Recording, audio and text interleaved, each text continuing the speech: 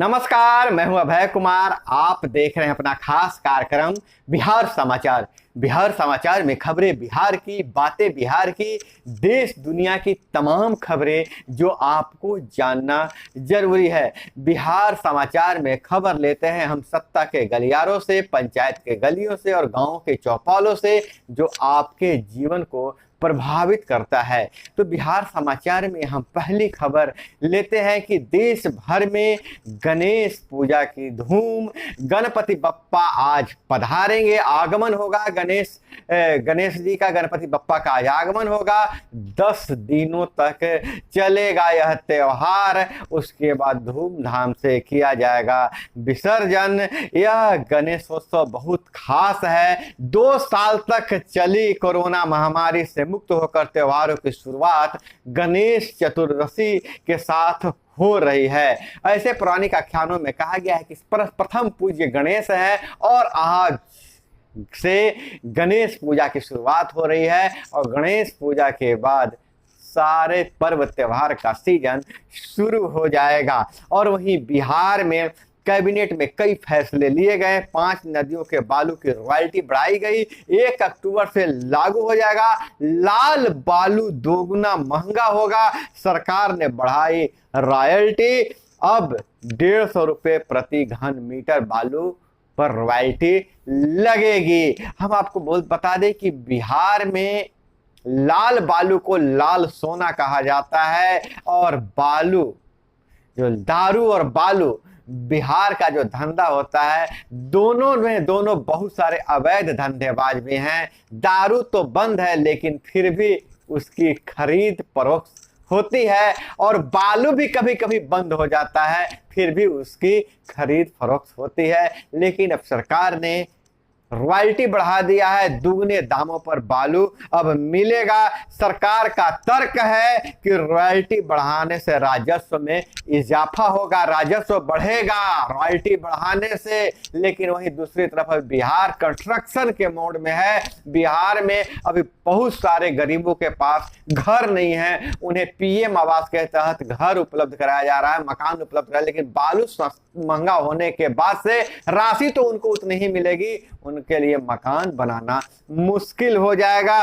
बालू घाटों की ई नीलामी इस बार 5 साल के लिए होगा। 2,64,000 शिक्षकों के लिए 9400 करोड़ की मंजूरी हो गई है। जी हां, कैबिनेट ने राज्य के 2,64,000 शिक्षकों के वेतन के लिए 9400 करोड़, 9,400 करोड़ की मंजूरी दे दी है। समग्र शिक्षा अभियान के नियोजित शिक्षकों के वेतन, बकाया वेतन और अंतर वेतन के भुगतान के लिए राशि स्वीकृत की गई है। समग्र शिक्षा अभियान योजना के अंतर्गत कार्यरत 2,64,620 शिक्षकों का वेतन दिए जाते हैं इसके अंतर्गत। और 67वीं बीपीएससी प्रारंभिक प्रतियोगिता परीक्षा 20 व 22 सितंबर से होगी। जी हाँ, 804 पदों के लिए 67वीं बीपीएससी संयुक्त प्रारंभिक प्रतियोगिता परीक्षा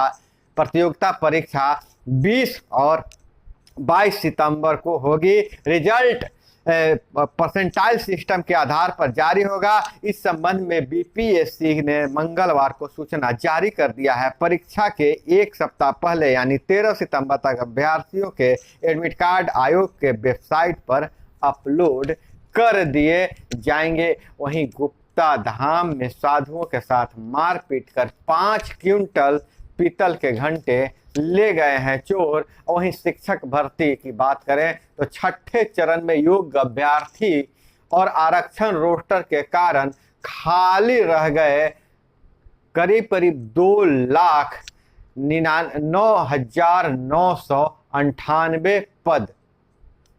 लगभग 3 लाख पद खाली रह गए हैं। अब 7वें चरण में जुड़ेंगे। 6ठा चरण पूरा। कुल 1,23,476 पदों में मात्र 43,716 ही भरे गए हैं। पद रिक्त क्यों रह गए हैं? भर्ती प्रक्रिया में खामी भी एक बड़ी वजह है तो शिक्षकों के जो खाली पद है 7वें चरण में भरे जाएंगे, और 7वें चरण का जब नोटिफिकेशन कब जारी होता है लोग इंतजार कर रहे हैं। और झारखंड में खरीद फरोख्त की आशंका से कांग्रेस और जेएमएम के विधायक बंदी, यूपीए के 31 विधायक मंत्री रायपुर हो गए हैं शिफ्ट। ये पर्यटन पॉलिटिक्स का बढ़िया उदाहरण है। देश में अब पर्यटन पॉलिटिक्स नजर आ रहा है। जहां एक बार महाराष्ट्र से शुरू हुआ था, राजस्थान के विधायक भी कहीं कहीं शिफ्ट किए गए थे, उन्हें घुमाने फिराने ले जाते हैं। विधायक नहीं होके कोई भीड़ बकरी हो गए हैं जिन्हें कोई भी खरीद सकता है। लेकिन हम लोग विचार करें, हम लोग कैसे व्यक्ति को वोट देते हैं, अपना लोकतंत्र में सबसे बड़ा अधिकार उनको हम दे देते हैं, समर्पित करते हैं, जो भेड़ बकरियों की तरह बिक जाते हैं। कमेंट में जरूर बताइएगा आपको कैसा लगता है जब यह सुनते हैं कि विधायक जी भेड़ बकरियों की तरह बिक रहे हैं, कोई भी राजनीतिक दल उन्हें खरीद रहा है। और वहीं अब हम बात करें पंचायती राज विभाग से, तो पंचायती राज विभाग में सबसे बड़ा जो मुद्दा है ग्राम कचहरियों का है। ग्राम कचहरी के सरपंच को बहुत ही उपेक्षित रखा जाता है, लेकिन अब जो नया नोटिफिकेशन सर्कुलर जारी हुआ है, सभी जिलों के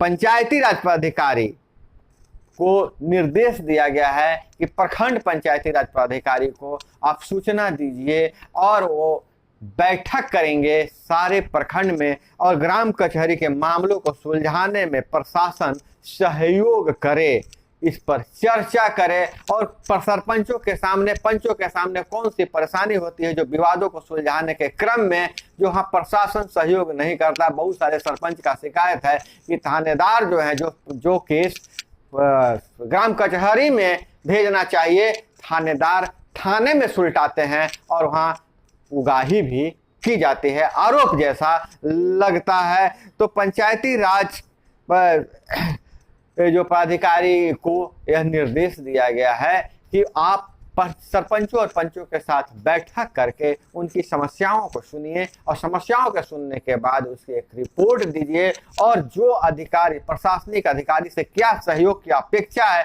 और सहयोग करते हैं कि नहीं करते हैं, इसकी रिपोर्ट दीजिए। और एक सामंजस्य बैठाइए प्रशासनिक अधिकारियों और सरपंचों और ग्राम कचहरियों के बीच में कि विवादों का जो मामला है, ज्यादातर जो विवादों के मामला है, जो विवाद ग्राम कचहरी में सुलझ सकता है, जिसकी सुनवाई ग्राम कचहरी में हो सकती है, वो ग्राम कचहरी में ही रहे। और कुछ विवादित मामलों में सरपंच कहते हैं कि प्रशासन का कोई सहयोग प्राप्त नहीं होता है, जिससे काफी कठिनाइयां उत्पन्न हो रही है। इस पर विशेष रूप से ध्यान देने की बात सरपंच कह रहे हैं सब। और वहीं पंचायती राज ने कहा कि आप सभी की समस्याओं को जल्द ही समाधान किया जाएगा, आप सभी अपने कर्तव्य को निष्ठापूर्वक पालन करें, छोटे छोटे जो विवादों को आग्रह एवं स्नेह पूर्वक निपटाने की कोशिश करें। अगर कोई बड़ा विवाद आता है तो प्रशासन का सहयोग निश्चित रूप से आप सभी को मिलेगा। सरकार के द्वारा ग्रामीण स्तर पर शांति व्यवस्था बनाए रखने के लिए सरपंचों के ऊपर बहुत बड़ा दायित्व सौंपा गया है। अब सरपंचों को प्रशासनिक सहयोग मिलेगा, ऐसा विभाग प्रयास कर रहा है। वहीं दूसरी तरफ एक मामला यह आ रहा है कि विकास का जो पाइपलाइन है बिहार में, जो ग्राम पंचायतों के माध्यम से होता था, वार्ड सदस्यों के माध्यम से होता था, वह कहीं न कहीं रुका हुआ है, वो पाइपलाइन बीच से कटा हुआ है। और जो विभाग जो है सिर्फ यही तर्क दे रहा है कि वार्डों में अभी तक गठन नहीं हुआ है क्रियान्वयन समिति का, या फिर हस्तांतरण नहीं हुआ है, प्रभार नहीं दिया गया है, कागजात उनके पास नहीं है, बैंक में खाता नहीं खुला है। लेकिन यह काम किसका है? यह काम प्रशासन का है, अधिकारियों का है कि जल्द से जल्द वार्डों का खाता खुले, उनके बीच में जो भी प्रभार लेन देन में विवाद है उसे सुलझाया जाए।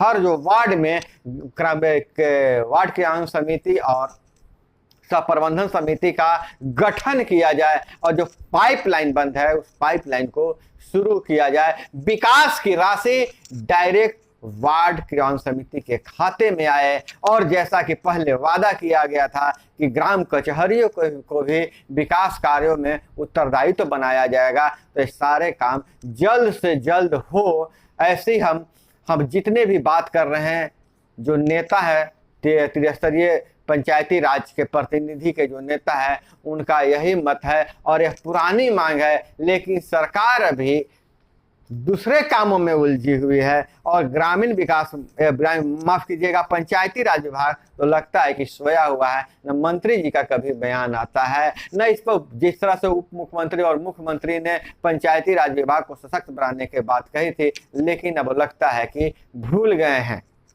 तो आप लोग कमेंट में बताइएगा सरकार को क्या कहना चाहते हैं, पंचायती राज मंत्री को क्या कहना चाहते हैं, आप जरूर कमेंट में बताइएगा। और एक बात और आप सभी से कर रहे हैं, क्या आप अपने पंचायती राज मंत्री का नाम जानते हैं? अगर नाम जानते हैं तो कमेंट में बताइएगा। हालांकि हम तो नाम आपको बताएंगे, अब किसी से पहले भी हम बता चुके हैं, लेकिन अगर नाम जानते हैं तो बताइएगा। इससे पता चलता है कि कौन मंत्री कितना सक्रिय है।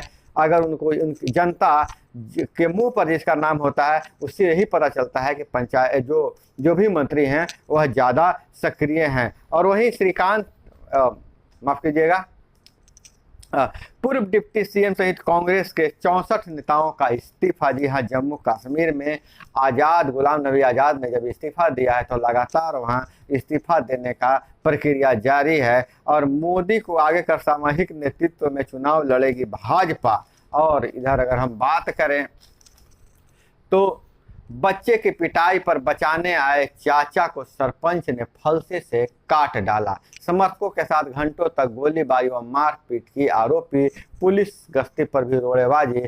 4 आरोपियों को पकड़ा गया है। 5 दिन पूर्व ट्रांसफार्मर के तेल गिरने से शुरू हुआ था विवाद। और देश में गैर भाजपा दलों की एकजुटता पर नीतीश करेंगे बात। अभियान के 2 खास किरदार नीतीश और तेलंगाना के सीएम केसीआर रहेंगे। भागलपुर का बिहार रेशम और वस्त्र संस्थान अब राजकीय पॉलिटेक्निक कॉलेज बनेगा। 4 ट्रेडों में होगी टेक्सटाइल टेक्नोलॉजी की पढ़ाई। हर ट्रेड में 60-60 सीटें होंगी। बियर निर्माण के लिए, बिहार में तो बंद है शराब फिर भी, लेकिन बियर निर्माण के लिए 68.64 करोड़ की स्वीकृति। 39 अन्य पिछड़ा वर्ग कन्या आवासीय +2 के लिए 49.99 लगभग 50 करोड़ रुपए मंजूर किए गए हैं। वहीं मधुबनी में जिला के लौकही प्रखंड अंतर्गत बिहुल नदी पर लक्ष्मीपुर गांव के पास बियर योजना के निर्माण के लिए इतना करोड़ रुपए की स्वीकृति दे दी गई है, मतलब 68 करोड़ रुपए की। इसमें मधुबनी जिला के लौकही खुटौना इतना हेक्टेयर में सिंचाई की सुविधा उपलब्ध होगी। अब बियर मतलब पीने वाला बियर नहीं समझिएगा, वह डैम टाइप का बियर होता है। बिहार में कम बारिश वाली जगहों पर नहरों को उपलब्ध कराए जाएंगे पानी। और रांची से, झारखंड से जो खबर आ रही है, अंकिता की हत्या के बाद अंकिता के हत्या का जस्टिस फॉर अंकिता कैंपेन चलाया जा रहा है। आरोपी शाहरुख की जहरीली मुस्कान सभी को बहुत खराब लगा, यहाँ पर गुजरा है सभी को। और उसके समर्थन में भी सोशल मीडिया पे पोस्ट आ रहे हैं, जिसे लेकर अब जस्टिस फॉर अंकिता कैंपेन चलाया जा रहा है और ऐसे पोस्ट करने वालों पर कार्रवाई भी की जा रही है। और इधर महंगाई से राहत का भरोसा नहीं दिला पा रहे हैं सुनक, ट्रस्ट को बढ़त। लगता है ऋषि सुनक प्रधानमंत्री, ब्रिटेन के प्रधानमंत्री बनने के रेस में पीछे आ जाएंगे। और अंकिता के हत्यारे की जब बात हम कर रहे हैं तो हम खबर यहीं से ख़त्म करेंगे कि अंकिता के हत्यारे शाहरुख और छोटू को फांसी की सजा, डीएसपी पर केस मांग किया जा रहा है। जस्टिस फॉर अंकिता अभियान चलाया जा रहा है और अंकिता के लिए भी सोशल मीडिया पर आपत्तिजनक बातें कही जा रही है इससे, और अंकिता का फोटो वायरल किया जा रहा है। हालांकि कार्रवाई हुई है, रांची पुलिस ने ऐसे लोगों पर कार्रवाई किया है, लेकिन हमारा भी कर्तव्य बनता है कि किसी भी पीड़िता के साथ अगर कोई ज्यादती हो तो हमें जाति धर्म को छोड़कर जो न्याय के साथ खड़े रहना चाहिए। और तो दोस्तों, इसी तरह से खबरों के लिए जुड़े रहिए हमारे साथ। अपना बहुत बहुत ख्याल रखिएगा। मिलते हैं अगले वीडियो में। जय हिंद, वंदे मातरम।